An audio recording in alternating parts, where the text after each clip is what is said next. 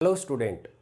तो आज हम न्यूमेरिकल करेंगे जो हमने प्रीवियस सेक्शन के अंदर जो भी कॉन्सेप्ट के बारे में पढ़ा था, कॉम्बिनेशन ऑफ सेल्स के बारे में। तो वो लेक्चर आप ज़रूर देखिए, क्योंकि उस लेक्चर के बिना आप जो है ये कॉम्पिटिटिव में आए हुए क्वेश्चंस जो है नहीं कर पाएंगे। तो कई सारे कंपटीशन एग्जाम में क्वेश्चंस आते हैं, बहुत ही ईजी होते हैं, बहुत ही ईजी, उनको समझना बहुत आसान होता है। इसलिए कुछ फॉर्मूले आपको ध्यान में रखने हैं, अपने दिमाग में रखने हैं, किस तरीके से उनको अप्लाई करना है। ऐसे इन्हीं पर बेस्ड, कॉम्बिनेशन ऑफ सेल्स पर बेस्ड मैं 2-3 प्रॉब्लम कराऊंगा जो आईआईटी में आई हुई हैं प्रीवियस ईयर में। तो पहले स्टार्ट करते हैं। सबसे पहले हमारे पास एक प्रॉब्लम गिवन है यहाँ पे। ऐसे हमारे पास एक सर्किट डायग्राम दिया हुआ है जिसमें ये नंबर ऑफ सेल्स गिवन है, बैटरी बोला गया है इनको, 5 वोल्ट की बैटरी है, ठीक है। 5 वोल्ट की इस तरीके से बैटरी कनेक्टेड है और इस तरीके से ये 8 बैटरी कनेक्टेड है, 1 2 3 4 5 6 7 8। तो ऐसे 8 बैटरी कनेक्टेड है और यहाँ पर हर एक बैटरी का जो ईएमएफ है वो 5 वोल्ट है और 0.2 ओम इनका इंटरनल रेजिस्टेंस है। ये जो बैटरी कनेक्टेड है इनका इंटरनल रेजिस्टेंस 0.2 ओम है। सामने बोला गया है कि इसके एक्रॉस हमने एक आइडियल वोल्ट मीटर रख दिया है, ठीक है। आइडियल वोल्ट मीटर इनके साथ पैरेलली कनेक्ट कर दिया गया है। तो आपको ये बताना है कि इस आइडियल वोल्ट मीटर की रीडिंग क्या होगी, है ना। What will be the reading of ideal volt meter. तो ये हमारा क्वेश्चन है जो आया हुआ है एग्जाम्स में।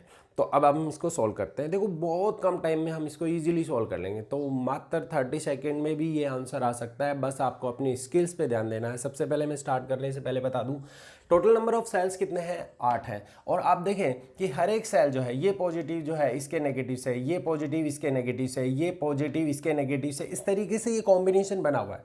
तो मैंने बताया था आपको, जब भी सेल्स आपके पॉजिटिव जब आने वाले सेल्स के नेगेटिव टर्मिनल से कनेक्ट होता है, इस तरीके से ये चलता रहता है प्रोसेस। तो ऐसे जो भी सेल्स होंगे वो हम किस में बोलेंगे कि वो सारे सेल्स किस में है, सीरीज में कनेक्टेड है। तो सीरीज में हमने एक फॉर्मूला पढ़ा था, डायरेक्ट हमने प्रीवियस जो आपने लास्ट लेक्चर में हमने बात की थी वो जरूर देखें, क्योंकि उसके बिना ये क्वेश्चंस नहीं बन पाएंगे। ओके तो अब आप देखें कि भी जब सीरीज में कनेक्टेड होते हैं तो हमारे पास फॉर्मूला ये आया था, जब दो सेल कनेक्टेड होते हैं E1 और E2 जिनके इंटरनल रेजिस्टेंस R1 और R2 है, तो E1 प्लस E2 और इस तरीके से हमारे पास एक नेट EMF की वैल्यू को फाइंड आउट करने का फॉर्मूला मिला था। इसी तरीके से हम इसको करते हैं। तो देखो टोटल नंबर ऑफ सेल्स कितने हैं, टोटल नंबर ऑफ बैटरी हैं 8। तो इसका मतलब जो हमारे पास जो नेट EMF होगा ES, क्योंकि ये सीरीज में कनेक्टेड है तो मैंने इसको लिख दिया, इनटू ये हो जाएगा 8 टाइम्स ऑफ E, क्योंकि कितने नंबर ऑफ बैटरीज हैं, 8 बैटरी है, तो इसके साथ ये हो जाएगा। तो 8 इंटू E की वैल्यू हमारे पास 5 है, तो मतलब ये आ गया हमारे पास 40 वोल्ट। तो हम क्या करते हैं, देखो बहुत अच्छा तरीका है कभी भी न्यूमेरिकल करने, बहुत अच्छे शॉर्टकट मेथड लगते हैं यहाँ पे। इस पूरी बैटरी को ना आप कन्वर्ट कर लिया करो इस तरीके से। तो इस पूरी बैटरी को मैंने कन्वर्ट कर लिया, ऐसे कन्वर्ट कर लिया कि एक सिंगल बैटरी की तरह मैंने रिड्यूस कर लिया, और इसके साथ इस तरीके से ये हमारे पास कनेक्शन दिए हुए हैं और यहाँ पैरेलली जो है एक वोल्टमीटर कनेक्टेड है। तो मैंने इसको क्या, सर्किट को रिड्यूस कर लिया। अब इसका जो नेट EMF है वो हमारे पास कितना हो गया, 40 वोल्ट। अब आपको ये भी पता है कि हर एक जो बैटरी है उसका इंटरनल रेजिस्टेंस 0.2 ओम है, और 0.2 ओम जो है वो कितनी बार है, 8 ही बार है, तो 8 टाइम्स है। इसका मतलब R1 प्लस R2 प्लस इस तरीके से 8 टाइम्स हो जाएगा, तो 0.8, यानी इसका नेट रेजिस्टेंस RS आ जाएगा, वो आ जाएगा 0.8, सॉरी कितना है, 0.2 इंटू 8 हो जाएगा। एंड फाइनली मैं इसको लिख सकता हूँ 1.6, ठीक है, 1.6 ये हमारे पास रेजिस्टेंस आ गया। तो मैं ना यहाँ पर ही लगा देता हूँ कि भाई ये 40 वोल्ट हो गया और ये इसका इंटरनल रेजिस्टेंस हो गया 1.6 ओम, ठीक है।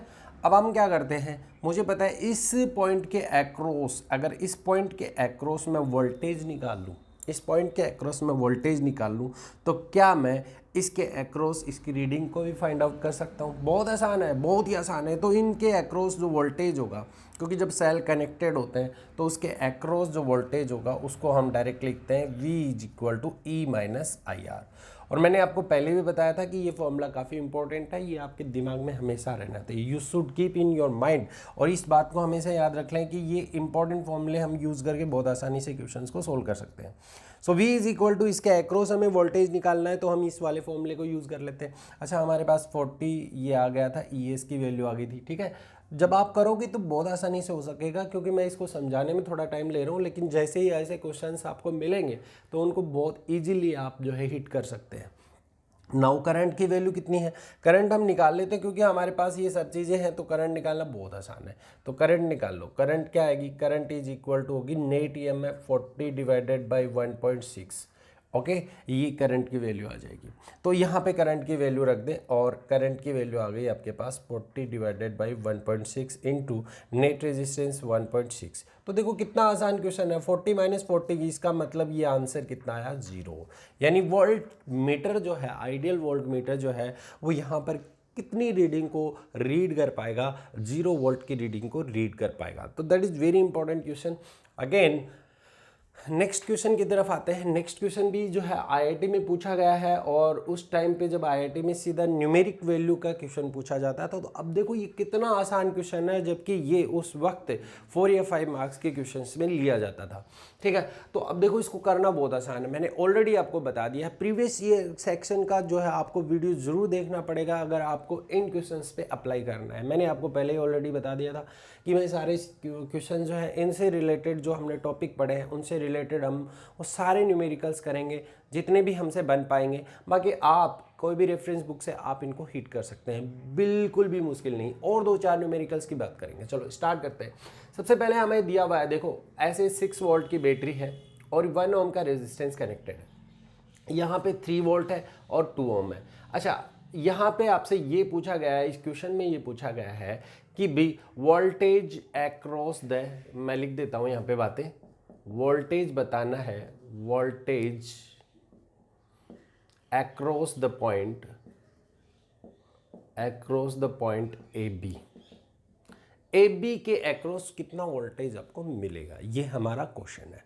देखो हाँ, हम बात करते हैं सबसे पहले, अब ये कॉम्बिनेशन देखें आप, कैसा कॉम्बिनेशन, अभी पैरेलल कॉम्बिनेशन है, ये प्लस इससे कनेक्टेड है, ये प्लस इससे कनेक्टेड है, ठीक है, ये माइनस इससे कनेक्टेड है, इससे ये माइनस कनेक्टेड है। तो इसका मतलब these battery are connected in parallel. तो हम बोल सकते हैं इनका नेट ईएमएफ निकालने का मैंने एक फॉर्मूला बताया था, आपको दिमाग में रखना है, बहुत इंपॉर्टेंट लाइन मैं बता रहा हूँ। यहाँ पे जो नेट ईएमएफ है, क्योंकि पैरेलली कनेक्टेड है, मैंने डायरेक्ट फॉर्मूला लिखा था, पहले मैं फॉर्मूला लिख देता हूँ। कितना आया था भाई, E1R2 plus E2R1 divided by कितना आया था, R1 प्लस R2। बस कुछ नहीं करना है, ये नेट ईएमएफ भी तो पूछा है आपसे, इसके अक्रॉस भी उतना ही ईएमएफ मिलेगा भैया, वही नेट ईएमएफ आपको फाइंड आउट करना है, कुछ नहीं करना है। देखो कितना सिंपल क्वेश्चन है और विद इन 30 सेकेंड के अंदर ये आंसर आ जाना चाहिए। अब आपको आंसर पता चल गया होगा आई थिंक। आपने यहाँ पे आंसर निकालने के लिए देखो क्या है, तो E1 की वैल्यू हमारे पास यहाँ पे 6 वोल्ट है, इनटू R2 हमारे पास 2 है, ठीक है, E2 कितना भी 3 है, ओके, और ये 1 है। तो क्यों नहीं इसको सॉल्व कर लो, देखो आ गया आंसर, आ गया, कितना आया भाई, यहाँ से सॉल्व किया 15 डिवाइडेड बाई 3, दैट मीन्स ये 5 वोल्ट आंसर है। तो उसके इसमें इस तरीके के बॉक्सेस दिए थे और आपको आंसर बताना था, तो 0 0 0 करके ये कितना आएगा, 5। तो इस तरीके से ये क्वेश्चन पूछा गया है। सोचो कि आईआईटी एडवांस में ऐसे क्वेश्चंस पूछे जाते हैं जो कितने सिंपल तरीके से ही डिफाइन किए जाते हैं। अब एक और क्वेश्चन लेता हूँ मैं, जो एम्स में आया हुआ है, 2015 का क्वेश्चन है, उसको भी हम सॉल्व कर लेते हैं, इसी से रिलेटेड पार्ट है, वो भी हम देख लेते हैं किस तरीके से हमें इसे सोल्व करना है। चलो नाउ नेक्स्ट क्वेश्चन की तरफ बढ़ते हैं, आपको पता चल गया होगा। ओके, नाउ नेक्स्ट क्वेश्चन करते हैं। घबराने की ज़रूरत नहीं है, कुछ क्वेश्चंस को खुद समझना पड़ेगा, कुछ सर्किट इधर उधर कर दिया जाता है और बाकी कुछ भी नहीं करते, ठीक है। जैसे कि एग्जांपल के तौर पे यहाँ पे एक क्वेश्चन मैं बना देता हूँ, एक और जो एम्स में आया हुआ है, ठीक है, ओके। नाउ वो इतना इम्पोर्टेंट नहीं है, चलो कर लेते हैं। ऐसा हमें दिया गया है अभी यहाँ पे, ऐसे 12 वोल्ट की बैटरी है, 12 वोल्ट की बैटरी है, और जिसका EMF 2 ओम है, ठीक है, सॉरी इंटरनल रेजिस्टेंस 2 ओम है ना, इस तरीके से कनेक्टेड है। और यहाँ पर क्या किया कि एक 5 ओम का लोड रेजिस्टेंस कनेक्ट कर दिया, ये 5 ओम का लोड रेजिस्टेंस है।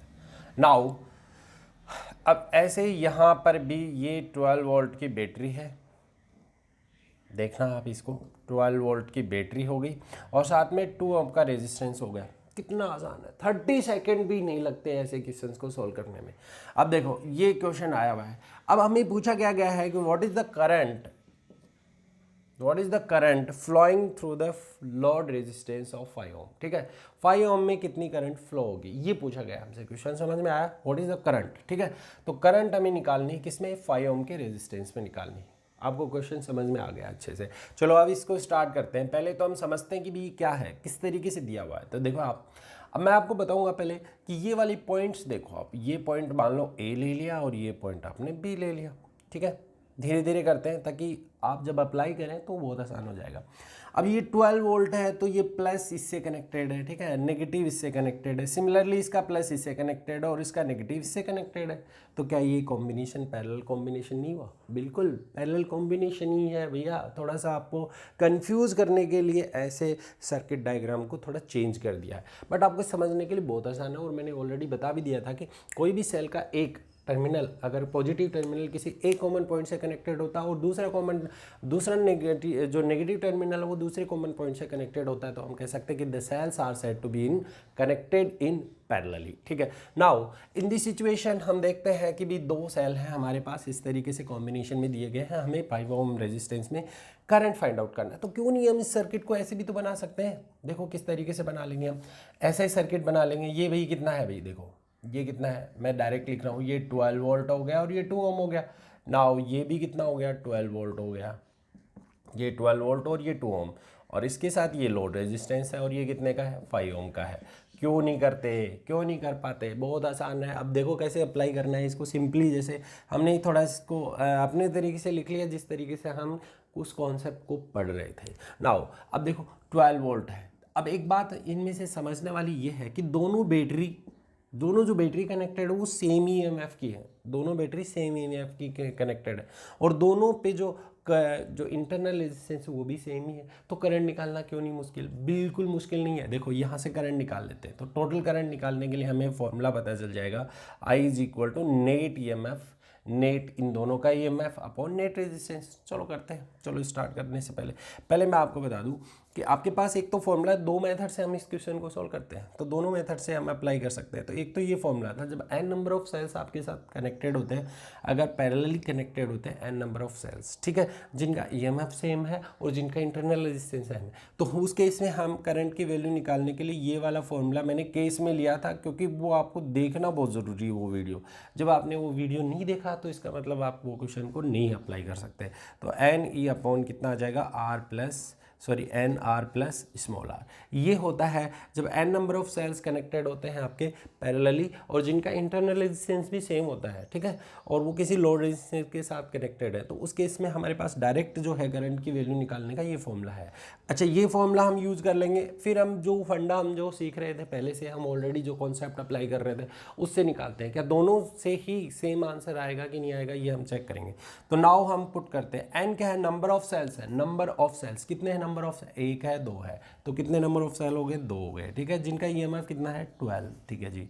अच्छा, इसके बाद हम क्या करते हैं कि दोनों का अब नंबर ऑफ सेल्स, एन क्या है, नंबर ऑफ सेल्स है, ठीक है, 2 इंटू इनका एक्सटर्नल रेजिस्टेंस कितना है, 5 ओम है, ठीक है जी, प्लस इंटरनल रेजिस्टेंस कितना है भाई, 2 ओम है।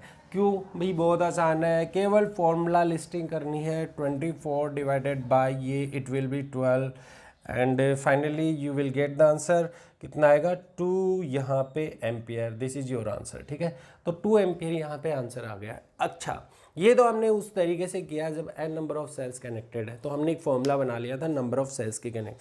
अब हम उसको दूसरे मेथड से करते हैं, जो हमने अभी सीखा है वो मेथड अप्लाई करके देख लेते हैं, क्योंकि तरीके कोई भी हो सकते हैं, बस कॉन्सेप्ट आपको अप्लाई करने हैं। तो कॉन्सेप्ट के बिना फिजिक्स जो है आसान नहीं होती है, तो आपको कॉन्सेप्ट को अच्छे से अप्लाई करना आना चाहिए, तभी आप डिफरेंट टाइप की प्रॉब्लम्स को बहुत आसानी से सॉल्व कर पाओगे। नाउ नेक्स्ट, इसी को करने का पैटर्न मैं बना देता हूँ। देखो, मैंने पढ़ा था कि भी किस तरीके से नेट ईएमएफ की वैल्यू निकालते हैं, E is equal to E1 R2, मैं डायरेक्ट फॉर्मूला पुट कर रहा हूँ, E1 R2 ये है, तो 24 हो गया, 12 into 2 plus E2 R1, same ही बात है, ये भी 24 हो गया, ओके, क्योंकि ईएमएफ तो सेम है। इसके बाद नीचे कितना आएगा, R1 प्लस R2 मतलब 4 हो गया, ओके, तो ये कितना है, ये 48 आ गया, 48 डिवाइडेड बाई 4, ठीक है, तो ये कितना आ जाएगा भाई, 12 आ जाएगा, ठीक है। तो नेट ईएमएफ इसका 12 वोल्ट ही आ रहा है। वैसे भी हमें पता है कि जब पैरेलली कनेक्टेड होते हैं दो सेल्स, ये भी केस मैंने उसमें लिया था, प्रीवियस जो अपना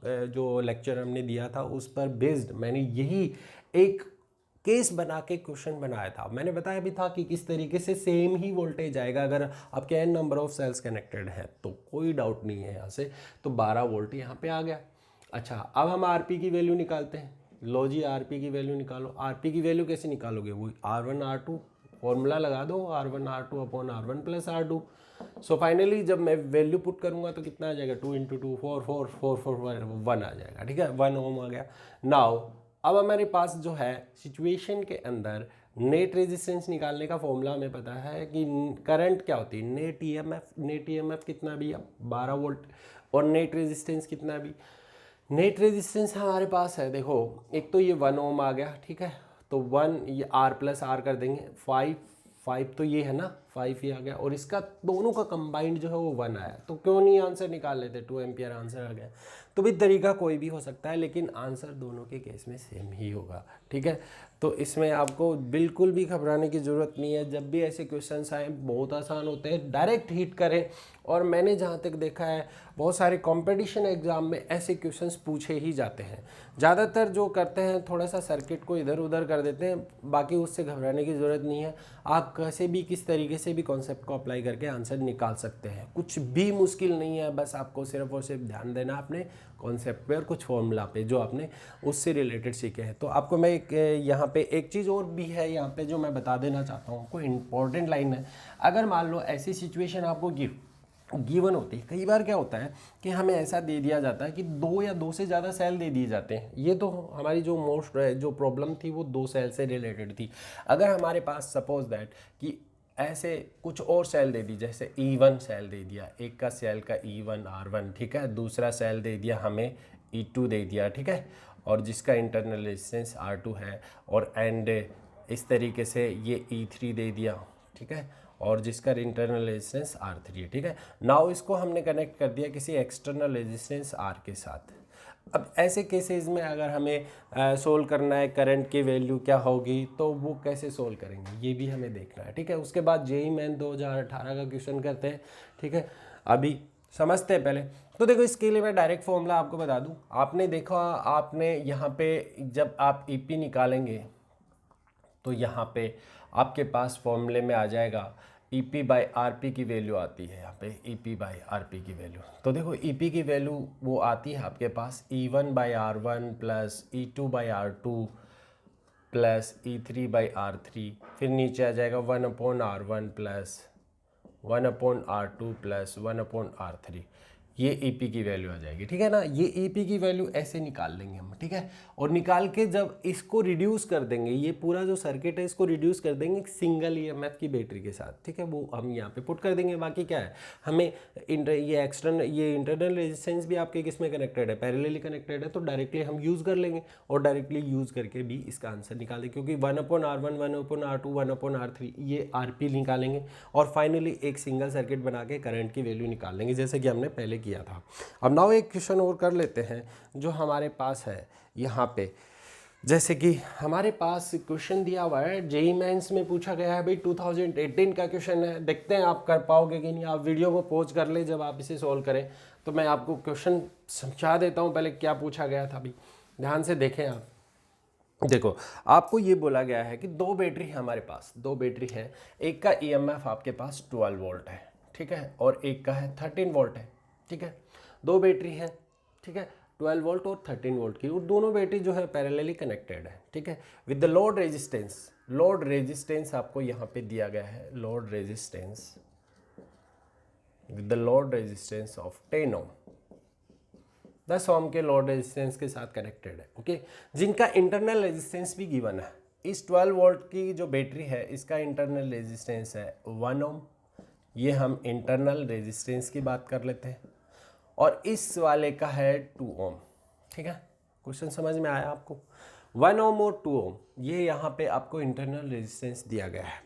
नाउ आपसे पूछा गया है कि आपको ये बताना है कि voltage across the load resistance कितना होगा, यानी जो वोल्टेज है वो लोड रेजिस्टेंस के अक्रॉस कितना होगा। तो हमें जो पूछा गया है वो मैं लिख देता हूँ यहाँ पे, voltage across the load resistance. आप एक बार इसको खुद सोल्व करके देखें, आंसर क्या आएगा आप खुद अप्लाई करके देखें। 1 मिनट आप ले सकते हैं, आप वीडियो को पॉज करके भी आप यहाँ पे देख सकते हैं कि किस तरीके से क्या क्या आंसर आने चाहिए। तो देखो हमें इसे को सॉल्व कर लेते हैं, हम इसको सॉल्व कैसे करेंगे देखें, आप ध्यान से समझे इसको। ओके नाउ हमें जो गिवन है सिचुएशन में वो देखो जेईई मेंस में ये क्वेश्चन पूछा गया था। अच्छा 12 वोल्ट और 13 वोल्ट की बात कर लेते हैं। तो हमारे पास क्या है, रेजिस्टेंस है, ठीक है। तो हम देखो इसको E1 मान लेते हैं, E1, और ये हमने ले लिया E2, क्योंकि मैं स्पीडली अगर सोल्व करना है तो आपको ऐसे ही करना पड़ेगा, क्योंकि आप स्पीड और एक्यूरेसी के साथ बहुत अच्छे से सोल्व कर पाएंगे इस क्वेश्चन को। E1 और R2, ठीक है, इस तरीके से हमने इनको ऐसे मेजर कर लिया मैंने, ठीक है। नाउ मुझे पता है कि नेट EMF निकालने के लिए, तो सिचुएशन लाइक दिस, सिचुएशन कुछ ऐसी होगी, पहले मुझे क्या करना पड़ेगा, इन दोनों का, यानी ये दोनों जो EMF है इन दोनों का नेट EMF निकालना पड़ेगा EP, जिसका इंटरनल रेजिस्टेंस कितना होगा, RP, ठीक है। और उसके साथ इसको जोड़ देंगे किसी एक्सटर्नल रेजिस्टेंस, कितना ओम है, 10 ओम के साथ। हमें निकालना है यहाँ से यहाँ तक का वोल्टेज कितना होगा, बहुत सिंपल है, V = IR कर देंगे, क्योंकि अकॉर्डिंग टू ओम्स लॉ यही होता है। अब देखो कैसे सोल्व होगा, 30 सेकेंड भी नहीं लगेंगे, थोड़ा सा आपको केयरफुली रहना है कैलकुलेशन के बारे में, तो क्योंकि कैलकुलेशन में थोड़ी बहुत मिस्टेक होने के चांसेस हो जाते हैं, तो उस वक्त आपका जो है, क्योंकि नियर अबाउट ही आंसर होते हैं जो भी आपको ऐसी प्रॉब्लम्स गिवन होती है तब भी। तो आपको EP निकालने के लिए क्या करना पड़ेगा, वही फॉर्मूला क्यों नहीं अप्लाई करते, E1R2 + E2R1, ठीक है, डिवाइडेड बाई R1 + R2, ठीक है जी। यहाँ पे हम वैल्यू पुट कर देते हैं, तो EP की वैल्यू आ जाएगी यहाँ पे, जब हम सॉल्व करेंगे इसको, E1 की वैल्यू हमारे पास 12 इंटू, और R2 है 2 प्लस ये आ जाएगा E2 कितना है 13 इंटू कितना आ जाएगा 1 डिवाइडेड बाय R1 + R2, दोनों को ऐड कर दिया 3 आ गया। इसे सॉल्व करते हैं, 24 + 13 यानी 24 + 13, तो ये आ जाएगा 37 आ जाएगा, ठीक है, 37/3 आ जाएगा। तो 37/3 वोल्ट ये है, यहाँ पे इसका नेट EMF आ गया, जो यहाँ पे लिख देंगे। RP की वैल्यू निकालो, फिर RP की वैल्यू कैसे निकालोगे आप, RP की वैल्यू हमें पता है कितना होगा, R1 R2 / R1 + R2, ये फॉर्मूला अप्लाई करें और RP की वैल्यू निकालें, कितना आएगा, यहाँ से देखो 2 × 1, ये आप देख लें, 2 × 1 तो ये 3 आ जाएगा, यानी 2/3 इसका RP की वैल्यू आ गई, 2/3 जो है RP की वैल्यू आ जाएगी यहाँ पे 2/3। नाउ अब हमें क्या निकालनी, पहले करंट निकालनी, तो करंट निकाल लेंगे। करंट कैसे निकालते हैं, करंट क्या होती है, नेट EMF कितना है हमारे पास, 37/3 volt net EMF upon total resistance, total कितना होगा R + RP, ठीक है, R + RP, तो RP की वैल्यू कितनी है 2/3 प्लस ये कितना आ जाएगा 10 आ जाएगा, ठीक है।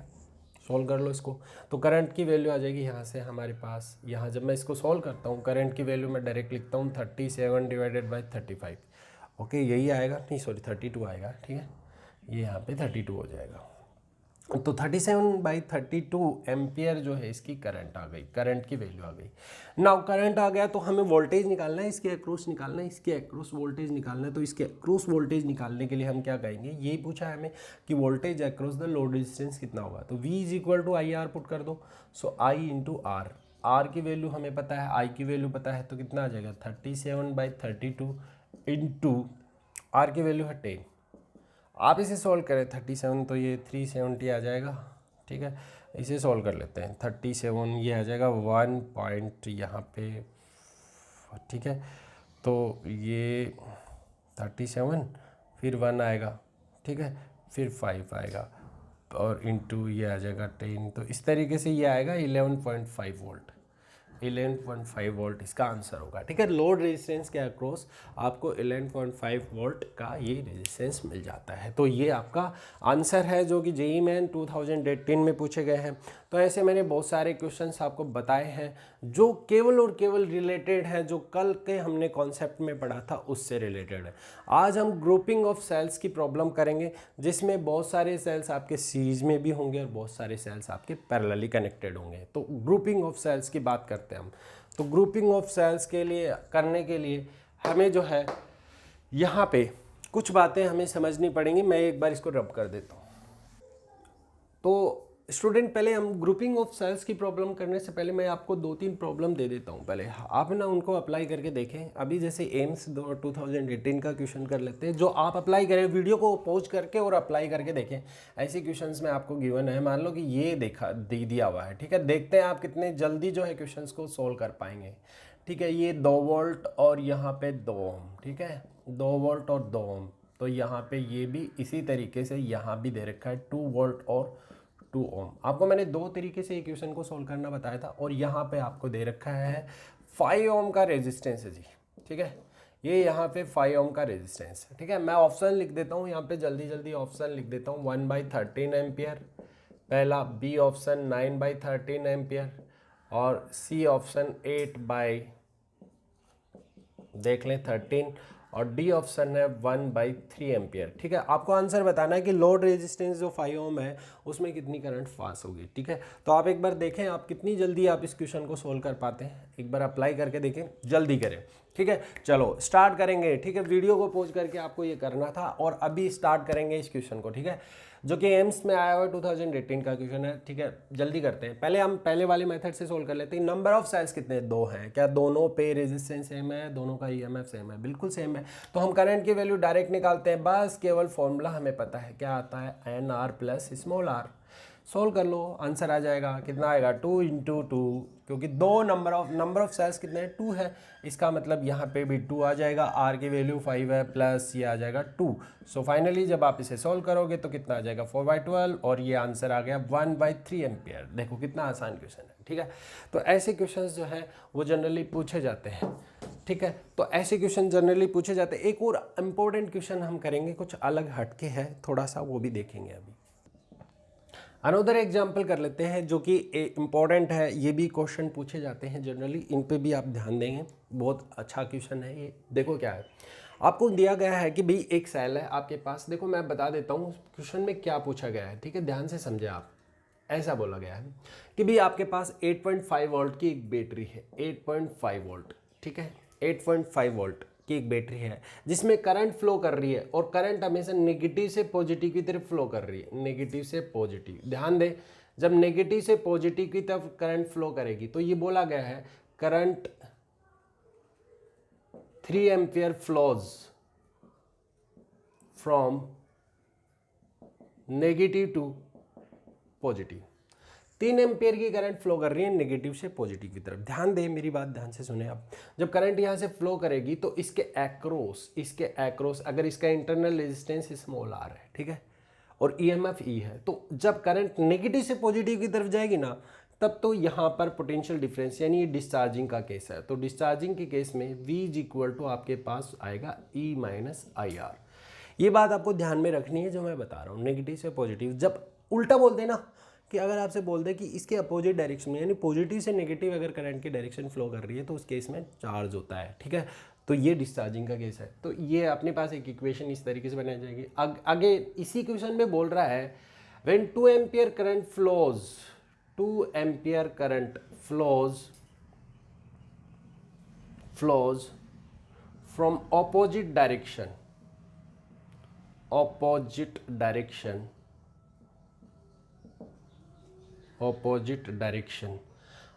डायरेक्शन में जब 2 एम्पियर करंट फ्लो करती है, मतलब जस्ट इसके अपोजिट 2 एम्पियर की करंट फ्लो करती है, then potential difference is found to be, potential difference है इज 11 वोल्ट ले लेते हैं, ठीक है, 11 वोल्ट हमने ले लिया। पोटेंशियल ड्रॉप कितना आता है, 11 वोल्ट है। ऐसा क्वेश्चन है, ये बोला गया है, ध्यान से समझे आप। ओके नाउ अब इस क्वेश्चन में ये पूछा गया है कि आपको बताना है कि जब इतनी करंट फ्लो करती है तो 8.5 वोल्ट मिलता है, ठीक है, पोटेंशियल ड्रॉप, ठीक है। जब 2 एम्पियर करंट उल्टी डायरेक्शन में फ्लो करती है ना, तब आपका 11 वोल्ट हो जाता है। तो एक तरह से ये दोनों जो वोल्टेज दे रखे हैं 8.5 और 11 वोल्ट, ये दोनों क्या दे रखे हैं आपको, ये टर्मिनल वोल्टेज दे रखे हैं। ध्यान दें और समझे इसको, टर्मिनल वोल्टेज की वैल्यू है। यहाँ से अब हमसे पूछा क्या जा सकता है, तो आपसे पूछा है, क्वेश्चन में पूछा है कि what will be the EMF ई पता करना है और इंटरनल रेजिस्टेंस आर क्या होगा ये आपको फाइंड आउट करना है। तो कैसे करेंगे, कैसे इस क्वेश्चंस को अप्लाई करेंगे, तो देखिए समझे, इसको बहुत सिंपल है। तो पहले मैं इसको रब कर देता हूँ, आपको आंसर अभी मिल जाएगा इसका। देखो बहुत जल्दी से हम इसको कर लेते हैं।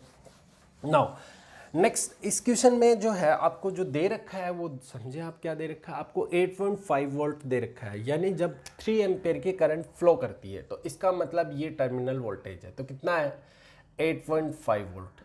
और ध्यान दें जब डिस्चार्ज होता है ना तो वोल्टेज कम ही मिलेगा, इसके कंपैरिजन में कम मिलेगा।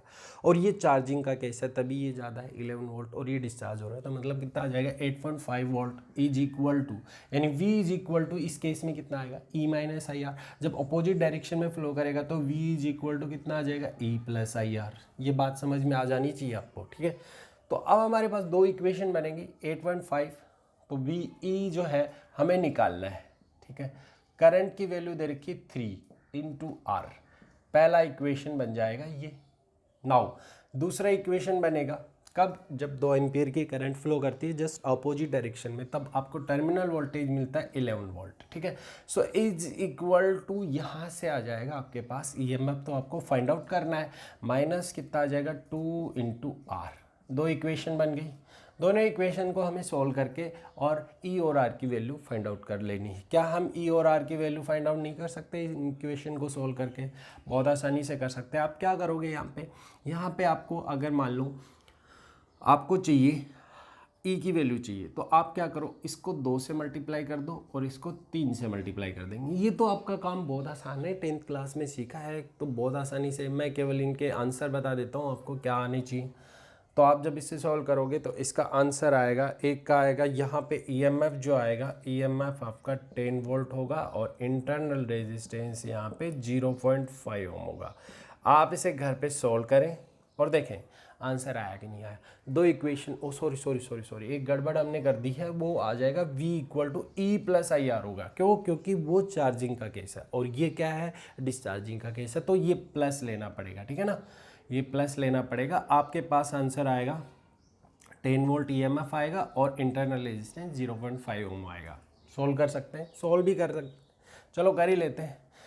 तो देखो ये 6R हो जाएगा, ये कितना आ जाएगा, इसको मल्टीप्लाई करो आप 2 से, तो 2 से मल्टीप्लाई करोगे तो 8.5 को जब आप 2 से मल्टीप्लाई करोगे तो आपके पास 17 आ जाएगा। 17 इज इक्वल टू ये आ जाएगा आपके पास 2E, ठीक है। मैं इसको ऐड करके जोड़ दूंगा, फिर मैं इसको जोड़ूंगा ना तो ये 6R कैंसिल हो जाएंगे, ठीक है। इधर मैं डायरेक्ट कर रहा हूँ, ये कितना आ जाएगा हमारे पास 3 से मल्टीप्लाई करो तो ये 11, 3 को किया 33 इज इक्वल टू ये आ जाएगा 3E। तो दोनों को ऐड कर दो, कितना आ जाएगा, यहाँ से ऐड करने के बाद ये आ जाएगा 5E और ये आ गया 50। सो E इज इक्वल टू आ गया 10 वोल्ट। बस ख़त्म बात। ये वैल्यू इसमें पुट कर दो, पुट करने के बाद आपको R की वैल्यू मिल जाएगी। तो ऐसे क्वेश्चंस भी पूछे जाते हैं। चलो, तो आज हमने जो पढ़ा है बहुत इंपॉर्टेंट टॉपिक पढ़ा था, जिस पे बेस्ड हमने कई सारे न्यूमेरिकल्स किए थे। ओनली मैंने न्यूमेरिकल करवाए हैं। नेक्स्ट जो है अपना, जब भी हम नेक्स्ट टॉपिक पढ़ेंगे ग्रुपिंग ऑफ सेल्स के बारे में बात करेंगे, उसके बाद हम सीधा चलते हैं KVL और KCL की तरफ। उसके बाद हम मेज़रमेंट पढ़ेंगे, इलेक्ट्रिक इंस्ट्रूमेंट डिवाइसेस पढ़ेंगे, जो कि व्हीटस्टोन ब्रिज और यहाँ पे पोटेंशियोमीटर। और पोटेंशियोमीटर के बारे में तो मैं बता दूँ आपको, पोटेंशियोमीटर जब मैं आपको पढ़ाऊँगा तो उसका क्वेश्चन आपसे गलत होगा ही नहीं, किसी कॉम्पिटिटिव एग्जाम का कैसा भी क्वेश्चन क्यों ना हो, ठीक है। बहुत जल्दी और बहुत ईजीली सोल्व कर पाओगे। उसके लिए हमारे पास बहुत अच्छी अच्छी ट्रिक्स हैं, ठीक है। उन ट्रिक को हम अप्लाई करेंगे। मैं 5-7 क्वेश्चन लिखूँगा, आपको पहले मैं ट्रिक समझाऊंगा, उसके साथ मैं एक क्वेश्चन दूंगा, उसको मैं ट्रिक अप्लाई करूंगा उस क्वेश्चन पे, फिर आपको मैं 4-5 क्वेश्चन देके, और क्या आप खुद भी कर पाते हैं, वीडियो को पॉज करके ज़रूर कर लें, ठीक है। चलो आगे हम नेक्स्ट जो है वो पढ़ने वाले हैं। Thank you.